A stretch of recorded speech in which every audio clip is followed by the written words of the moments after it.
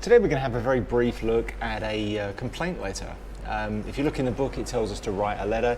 I thought it was best to wait and do a complaint letter because honestly, it's an easier letter, and it's more likely that you'll one day write a complaint letter rather than write any other kind. So I figured we'll do this. It's a nice, useful exercise. So what we're going to do is, if you go to Google Class, I've given you a sample complaint letter template, downloaded off the internet. Nice, simple, easy thing to find. They're everywhere. So let's briefly go over an American website, which again there's a link, telling you how to write an effective complaint letter. So if you follow along, if you go to Google Class, so open the form. Having a problem with a product or service can be frustrating. I mean, it can be one of the most annoying things. You put your money down on a product, whether it be a motorcycle or an iPhone or whatever, and it doesn't do what you're expecting it to do, or it doesn't do it properly, and it's annoying. When you're trying to resolve a problem with a company, the first step should be to discuss your concerns with a representative of the business. So in other words, there should be somebody in customer services to make point contact with. So you can explain your situation and give them a firm opportunity to resolve the issue. If a phone call or email doesn't resolve the problem, consider writing a complaint letter. So where this used to be your first point of call, this is now an escalation. So we would start with a phone call or an email, or in terms of it being a small, low-value product like a phone, you would do it maybe face-to-face in a shop and give the salesperson or the customer services representative a chance to help you.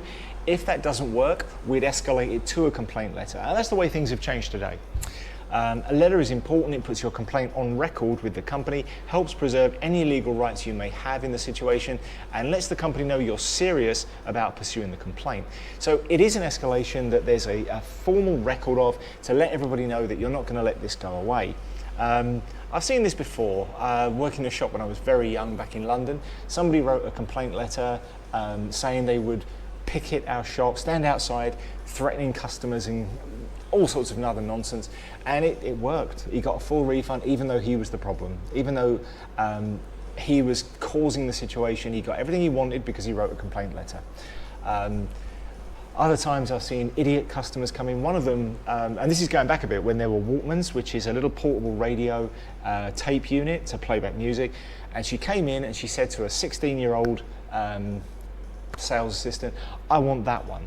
And he went, "Okay," and sold it to her. And then she came back the next day and said, "This is terrible, the sound quality is awful." And he said, "Really?" And it turned out that it was actually a dictaphone. It was meant for dictation. It was meant for you to record short messages in your office. It was never meant to play back music. So of course, quality was awful. And she attacked him, like verbally. "Oh, this is terrible, how dare you sell me this?" And I was there, and I said to her, stop. I was there when you bought this off of him. You didn't ask him a single question. You pointed and said, "I want that one. The ones you want are over there," but you never spoke to him. He did exactly what you asked him to do. So we lost her as a customer, but you kind of feel like if you're working in that environment, good. You just don't need people like that. So use this sample letter and these tips to write an effective complaint. Okay, so be clear and precise, but concise rather. So describe the item or service you bought, and the problem includes serial or model numbers and the name and location of the seller. If you're following up on a conversation, be sure to say who you spoke with and confirm the details of your discussion. So keep the details, let them know who you spoke to, who they identified themselves as. Was it the salesman? Was it the manager? Was it a sales consultant? Was it customer services? Be clear, lead all the details, explain everything properly, but be concise. Don't give too much information. Don't try and tell them anything personal. They don't want to know, they don't need to know. State exactly what you want done and how long you're willing to wait for a response. Be reasonable. What do you want done? Do you want a replacement? Do you want a refund? Do you want an apology? Do you want something else, I guess, a repair? Most people have a pretty clear idea what they want, how long they're willing to wait for a response.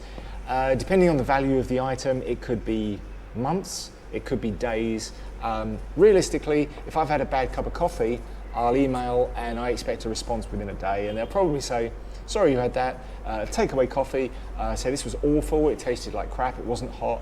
Chances are they'll email me back and say, "We're very sorry, here's a voucher for free coffee," and I'll get that within a day. If it was a phone, I'd expect 2 or 3 days. If it was a car, you could be waiting months. It depends on the value of the item. It needs to be processed by more and more people, depending on how much it's worth. Don't write an angry, sarcastic, or threatening letter. The person reading your letter probably isn't responsible for the problem, but may be very helpful in resolving it. So in other words, be polite. Angry, sarcastic, or threatening will get you noticed, but it might not get you helped. Especially if you're angry or threatening. The very same salesman at the very same shop, young 16-year-old guy, a guy came in to drop off his stereo for repair. Well, he wanted it replaced, but he'd had it nearly a year, and it's like, no, it's a repair. And he got really nasty with us. And so he walked out. We explained, we were very polite. We explained to him, no, it's going away for repair. It'll only take a week. That's the law in this country, England. And he went away, still going on and on. And when he went away, the salesman walked to the front and just punched the stereo, smashing it. There you go, bang. Because we hated the guy. He was being mean to us. Never do that to a waiter or anybody cooking your food. Trust me on that one. Include copies of relevant documents like receipts, work orders and warranties. You may also want to send copies of emails and notes from conversations you've had with the seller about the problem. Keep your originals. So keep all the copies of receipts and proof and documents. You're going to want those. A lot of times they'll come back and say, well, we never received it. Well, there you go, it was posted. If you get posted by a reputable company, you can get a receipt online to prove that it's been received. And then if they say, well, we never got it, you can say, well, I'm sorry, but you are the problem because it was delivered on this date. And include your name and contact information. If an account is involved, be sure to include the account number. Make sure they can get hold of you. I mean, we've all done this. We've all been stupid and we've posted something online and then realized I didn't put a link on it, or I didn't put my name on it, or I didn't put any way to contact me on it. We've all done it. Make sure you don't. You may want to send your letter by certified mail. That's so that it's recorded, and request a return receipt. That way you have proof that the company got your letter and who signed for it. That's valuable, especially if you're talking about a high value item or a legal claim. If your letter doesn't do the trick, you may want to get outside help and look for other options. Now in America, those options would be all the way up to lawyering up, getting a lawyer who's going to fight your case for you. So you do have options.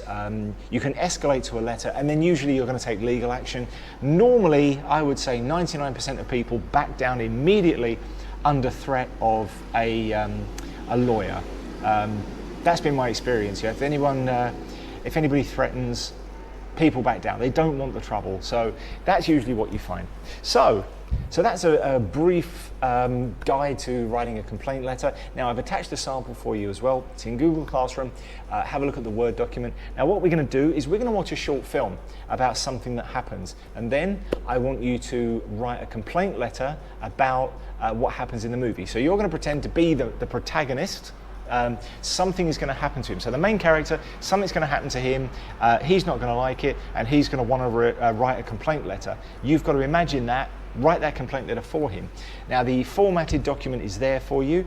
You're going to copy and paste that into Google Forms as an answer, and you're going to post it to me by Tuesday as homework, but you'll get a head start on it today.